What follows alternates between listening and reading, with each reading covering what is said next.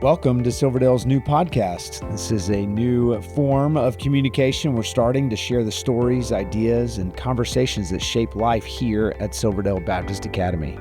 This podcast is designed to share the life, mission, and heart of our academy. It's a busy world, and it's so hard to get everyone in the same room, but this new podcast is a way to connect with our families wherever you are through meaningful conversations about faith, learning, and student life. Each of our episodes will highlight the people, programs, and ideas that make SBA unique, while also seeking to equip parents with insights and tools to help their children thrive. Our hope is that these conversations will strengthen the partnership between the school and the home and the church, that three-legged stool that Ms. Hansard talks about, as we work together to help our students think critically, love sacrificially, and live biblically. Today, we have two special guests here on the podcast with us as we talk about life here at Silverdale. We have Mr. Jared Eddy and Miss Tiffany Askew, who are directors of our musical, which just wrapped up, the Hello Girls. We're looking forward to just having a conversation today about life on stage and what that meant for not only our students, but also for a lot of the things that happen behind the scenes. And looking forward to getting their perspective. So welcome to you both. Glad you're here. Glad to be here. Thank you so much. So the Hello Girls, that isn't a musical that is often heard of. So how did we go about choosing this production? This was a wild adventure, I would say, in terms of the process. So it started off with, I get hired on during the summer this past year at Silverdale, and we had an audition, kind of just a practice audition with all the students. And we noticed very quickly we had about 20 girls show up and 3 guys. And so immediately I'm like, all right, well, we need to pick a girl-heavy show. And so I'm going through the catalog, we're going through all the normal ones, and we're just like, it just doesn't fit us, and it's not what we want to tell. There wasn't any story that stood out to us. And then, funny enough, I actually got an email from a parent that was like, hey, I saw that this school is doing this show called Hello Girls. You should go see it. You should go take the kids and see it.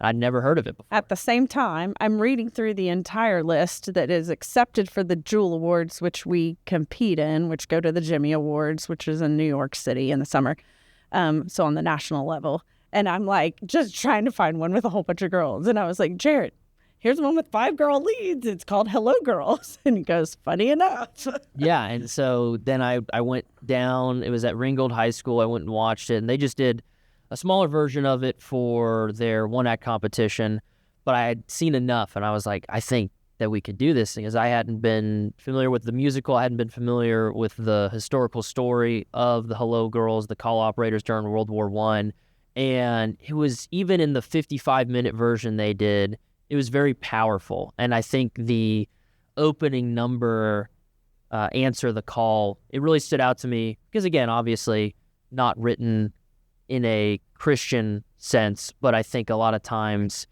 musicals, especially songs, I feel like the secular world sometimes, in a good way, it's hard to keep God out of the world, because, God created the world. And all truth is God's truth, yeah, right? And so when even if you're not being, influenced by God, or you're not writing for God, I think just by trying to be honest and truthful, God is truth. And so that I think that came out in that first song, and I was kind of like, wow, this is really powerful. And then the wheels just started turning. And then I was like, I think we got something here. So that's kind of the origin story of how, and that would have been around October, November of 2025. I love that story. It's amazing to me how, when we built the Silverdale Center and we had a performing arts space on campus for the first time in school history, 4 years ago, we've done some very memorable productions. Mary Poppins was the first one right out the gate, which is this gorgeous show. We flew Mary and Bert across the stage. It was an amazing undertaking for our students to have to do rigging and really protect an actor as she flies across the stage, like it's this really unique thing. And so you go from that and you go to, we've done Cinderella, we did Fiddler on the Roof, all of them different. Singing in the Rain. Fiddler on the Roof. Uniquely, there's a little bit of historical truth, a little bit. It's not the full story, but that story did Historical happen, fiction, right? There's some historical fiction, right? Yes. Whereas when you think about Singing on the Rain, you think about Cinderella, of course, and then Mary Poppins. Those are fun shows. They are truthful in the sense that they have elements, thematic truth, but they're not rooted in truth. So really, for the first time this year, we told a story in our musical that actually happened. Not word for word. I don't think they were singing "Answer the Call," Right, yes, and they but did take artistic license in writing the show. sure. But, yes. However, it is a real story, and as someone who loves history, I had no idea. I didn't know that this happened. So how did our cast respond to playing characters that really existed? Literally people, these girls were our real people. The generals and the captains and the privates that are in fighting in France in World War I, they are real people. What kind of impact did that have on the cast?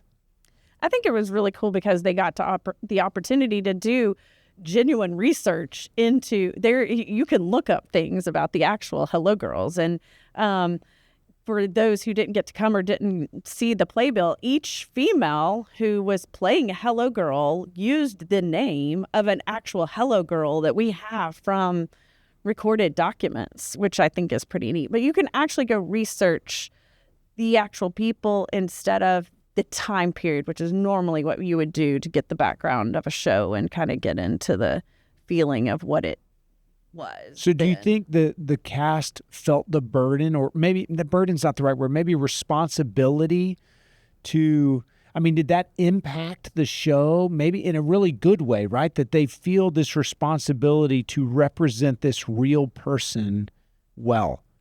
I think it became more real when we got the opportunity to actually speak to the granddaughter of the main character, Grace Banker.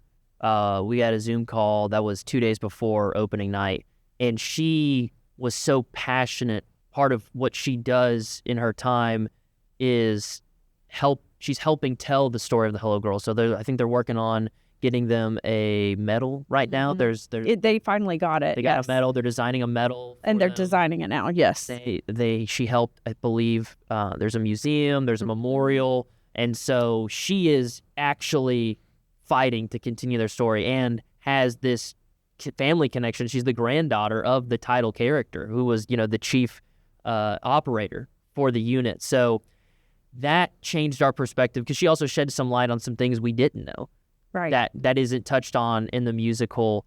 Like there was a unit that stayed behind. There was a unit trained but never actually went overseas. Just a lot of these cool little historical bits that, again, unless you're her and every single woman and all the stories. I mean, she's been to where a lot of them have been buried, and she's making sure that they're getting the respect. So it's just that was I think that set this tone.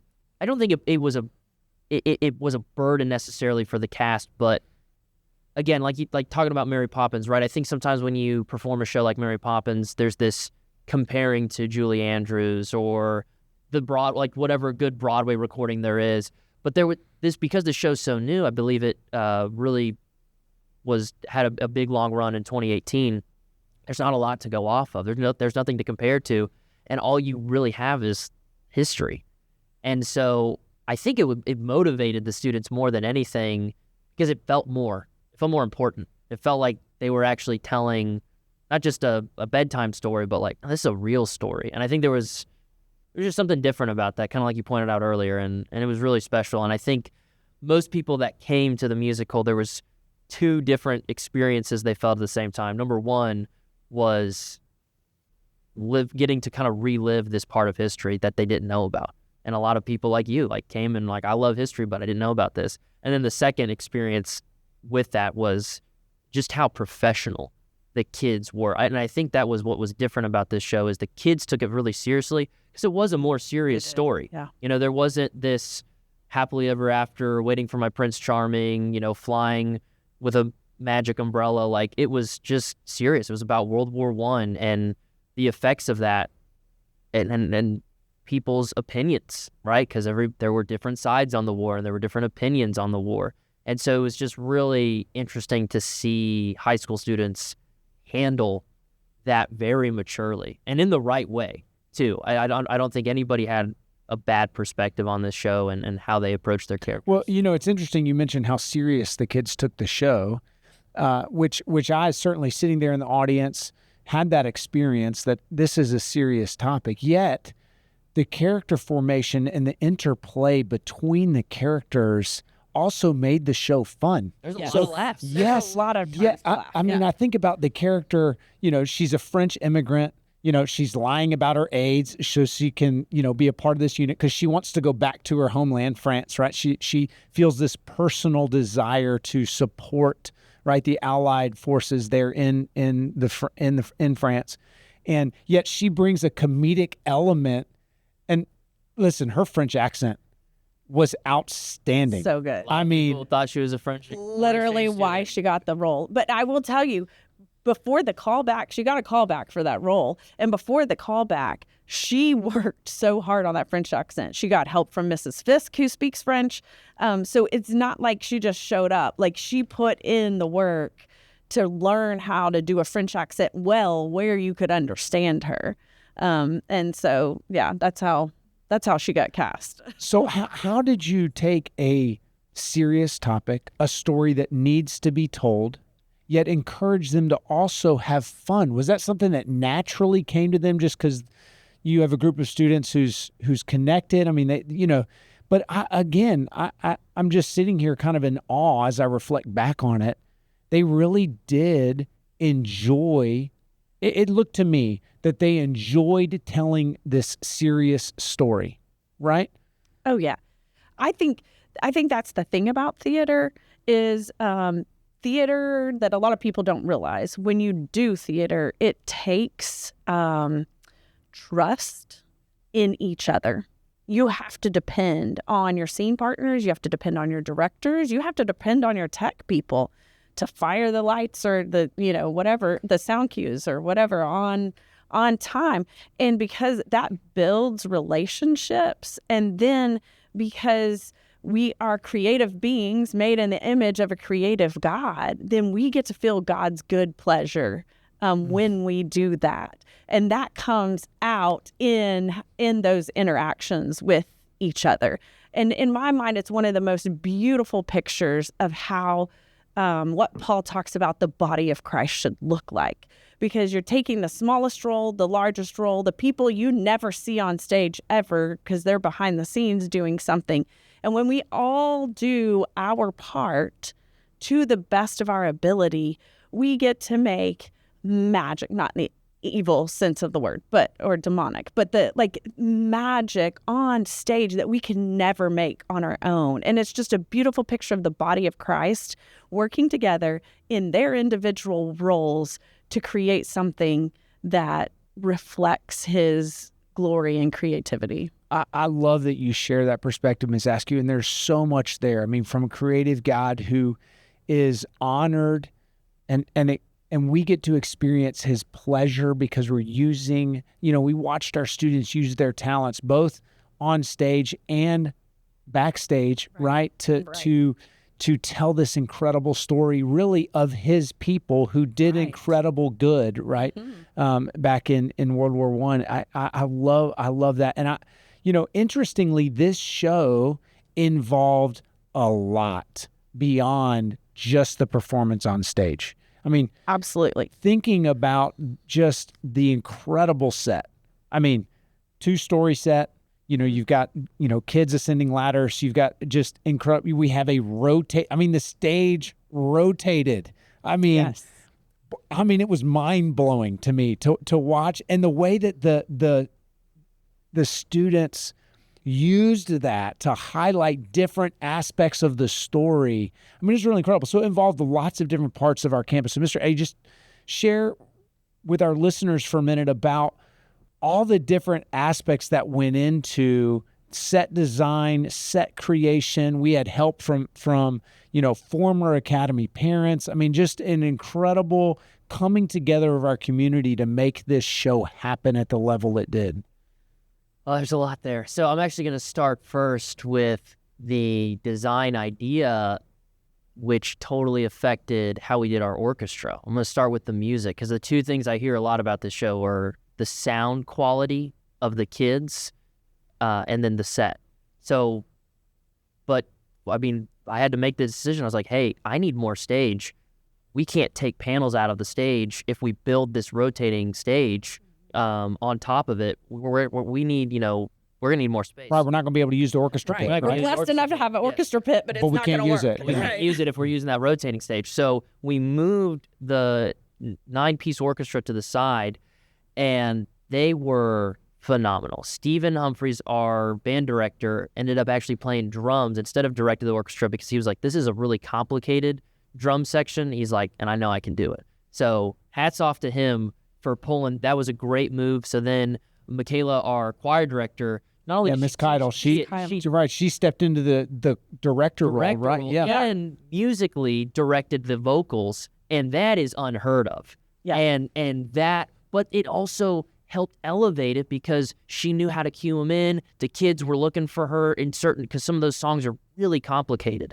And so you're telling me she's directing the orchestra and the kids at the same time. Yes. She's and cueing I'm them telling in. you, And she's to the side, right? Because the orchestra is side of stage. So they're kind of looking out of the corner of their eye for certain cues, because she'll keep vamping the orchestra, and then she's waiting for them, and she'll kind of give them a point, and they're going. Well, I can tell you from sitting in the audience, you didn't see any of Can't that. tell. Again, they took it so seriously and so professionally. You didn't even notice that. And shout out to Mrs. Keidel, because I mean, she has been phenomenal with our vocalists too, because she's gotten kids to discover they didn't even know they could sing, and now they've got soloists. And the kids the students, they sounded beautiful. I mean, they really sang. They blended. Man, it was the ensembles were. Yeah. That's a lot of the. I mean, obviously our soloists, our duets, the trios. They all also excellent. Yes. Excellent. Yes. And the kids will even say this, because we talk about what our favorite song is, and it's the two big numbers at the end of Act 1 and Act 2 when they're making calls during the battle.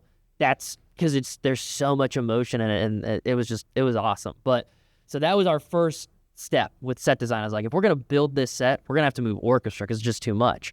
And then I got to meet Mr. Underwood around December, and I show him my grand sketch plan and the turntable I had bought, and he was like, I think we can do it, but this is a lot. And so for about 3 days, Jim, my dad, Tim, his friend, Jim Underwood's friend, we tried to just figure out what we were doing. We had plans. There was almost like a Lego set, but it told you how to build the Lego set. It didn't tell you how to make the Lego set work.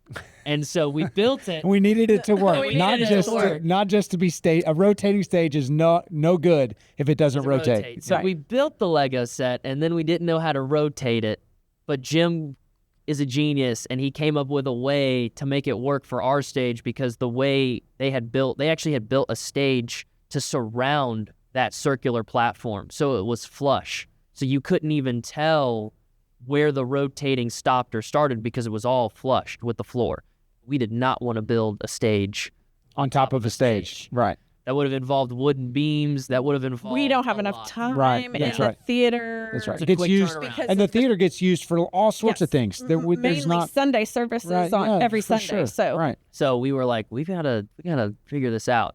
But he engineered it. He's an engineer, and he engineered our way out of that problem, and it was phenomenal. And then our set design class. The set design class, they came in, and we made smaller switchboards out of a large one, and then they wired lights into them to where when you connected a call, it actually would light up.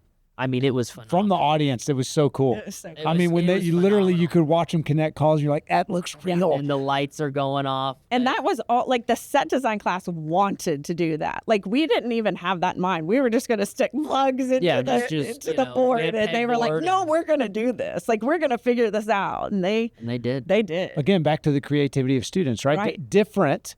They're not actually performing, but they added to they made it better. Much. It was better. They used a drill battery. That's actually how it was.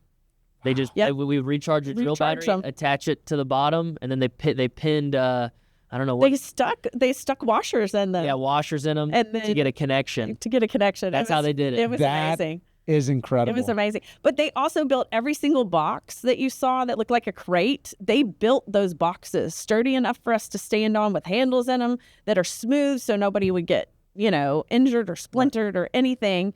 And then you've got the people like Gracie Hood and the Art 3 class that painted them to look like crates.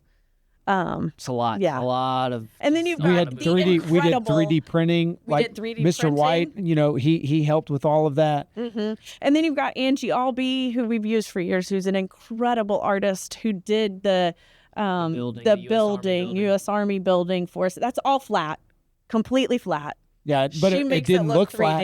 It didn't look flat. It looked like it looked like a real building. Yeah, it's all just foam core she painted on. She's on foam? It's just on foam core. It's just foam, and then like the windows was just like texture. So it looked like an actual kind of 3D, 4D model of a building. It's just a 2D piece of foam. Wow. I'm just blown away by what happened to bring that show to life. Yeah. I mean, that is incredible. Well, kind of as we begin to wrap up here, I let me ask this question. What are some things that the students, I say kids, I mean, they're really almost, young men and women. What are some of the things they had to overcome? What's the story? Because it is a show, because it's a big show. I mean, you've mentioned some of the incredible pieces that all had to come together. I know there had to be moments where, are we going to really be able to pull this off? And they did it brilliantly. So what did you see in the students that really helped them push through some of those barriers as they brought this show together? I wouldn't say there was a specific moment or story that stood out to me. I think that leading up to the show, so much was dependent on that turntable. And so when we blocked and choreographed certain numbers, we would sometimes walk in a circle a little bit to mime the turntable, but a lot of times we would just stand there and we just kind of knew, like, okay, well, people in this marked off circle, they're rotating right now. So there's this new level of trust, not just, that they had to have Tiffany and I and the team, but also just in each other that, hey, we're really only going to get about a week and a half working with the full set. And we know the songs, we know the lines, but we have to be able to trust in the process that it's going to come together. And what I think what was so amazing was not only did they have that faith that they could do it and that all together as a team we could do it, they did it very gracefully and they did it patiently. They did. And I got a few comments about, like, not only was there no real problems within the cast, but there was so much love amongst the cast. Teamwork. The teamwork. Theater's a great reminder of the wonderful things we can accomplish as a team. And this group really proved what you can do with simple purpose, direction, and motivation. And again, this was different. This group did Cinderella, Singing in the Rain, like very whimsical, fun, happy ending type of stories. And this doesn't necessarily not have a happy ending, but again, it's not about that. It's about just telling the truth and telling history. So very different than what we've ever done.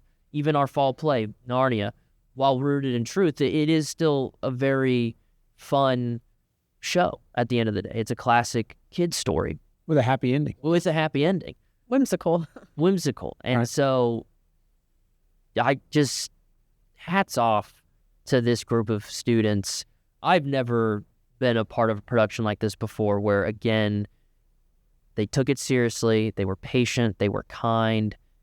And then, like we talked about earlier, then we get to the show, and I mean, there were so many times people laughed. I didn't even think we're funny. Like we had run that scene 1,000,000 times, and nobody ever laughed in rehearsal. And then we do it for an audience of 500, and people. I think of Emerson. Yeah. I think Emerson had a total of 4 lines in the show, and every single one of his lines, people are cackling. Yeah. They loved him, and it was just moments like that you're just like, wow, it's so awesome just to see it. And I See it think all too, come what I have said over and over when people comment to me, I think we've heard a lot, like, I forgot these were high schoolers. And I will say, we could not have asked any more of these kids than what they gave. They gave it everything that they had. And I'm talking down to the smallest ensemble member and your lead roles and in my tech team. Like, I mean, these students left everything on that stage. And that's what I'm really, really proud of. They could not have done a better show.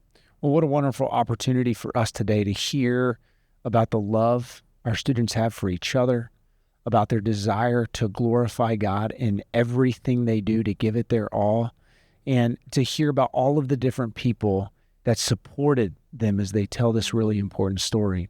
So, Mr. Eddy and Miss Askew, thank you so much for sharing with us today. And I hope if you didn't get a chance to attend our musical and see what our students accomplished, that you will certainly mark your calendars next year to come out and check out any of our arts, because whether it be our Christmas concert, our spring musical, which is coming up rapidly, to see our fall play, to see our middle school play, to see and certainly the spring musical, which is often kind of our big number for the year. That you will earmark that next year on your calendar and make sure that you get to see our students showcase the incredibly creative God that we have. In the meantime, I hope you have a wonderful, wonderful day or night wherever you might be, and we look forward to seeing you on campus very soon.